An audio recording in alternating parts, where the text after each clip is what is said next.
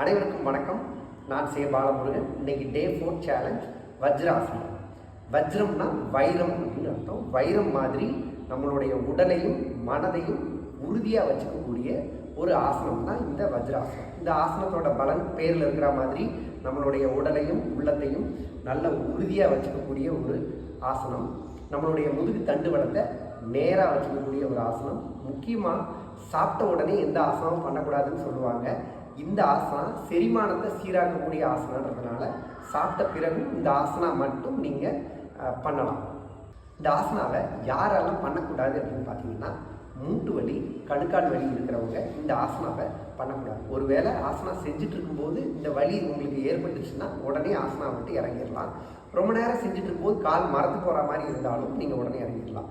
ஆரம்ப நிலையில் இருக்கிறவங்க 30 வினாடி செஞ்சால் போதுமானது.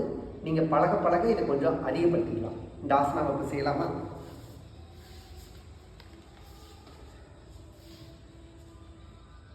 இந்த ஆசனம் மூச்சு பயிற்சி தியானம் பண்ணுறதுக்கு பத்மாசனா மாதிரி இதுவும் ஒரு நிலையான ஒரு ஆசனம். இதை சாதாரணமாக இப்படி நீங்கள் பண்ணலாம். இதோட நீங்கள் ஒரு நமஸ்காரம் வச்சு கண்ணை மூடும்போது நல்ல மனசை ஒருநிலைப்படுத்துகிற ஒரு தன்மையும் இதில் கிடைக்கும். இந்த ஆசனா பண்ணும்போது கால்கள் எப்படி இருக்கணும்னு சைடில் திரும்பி உட்கார்றேன், பார்த்துக்கோங்க. காலை நல்ல இந்த நிலையில் வச்சு குதிங்கால் மேலே நம்ம அமர்ந்த நிலையில் இருக்கணும்.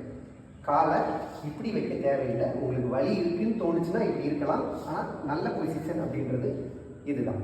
ஆசனா நல்ல பழக்கங்களை வழக்கமாக மாற்றுறதுக்கு என்னோட சேர்ந்து இந்த 100 நாள் சேலஞ்சில் நீங்கள் கலந்துக்கிறதுக்கு இந்த பேஜை ஃபாலோ பண்ணிவிட்டு தம்ஸ் அப் ரெடி அப்படின்னு கமெண்ட் பண்ண. இந்த 100 நாள் சேலஞ்சில் கலந்துக்கிறதுக்கான டீட்டெயிலை நான் உங்களுக்கு டிஎம் பண்ணுறேன். இந்த 100 நாள் பயிற்சியோட முடிவில் 3 நாள் ஜூம் லைவ் யோகா வகுப்பு என்னோட சேர்ந்து யோகா செய்கிறதுக்கான அதோட டீட்டெயிலையும் நான் உங்களுக்கு அனுப்புகிறேன். உங்களுடைய நண்பர்களுக்கு இந்த வீடியோவை ஷேர் பண்ணுங்கள். நன்றி, வணக்கம்.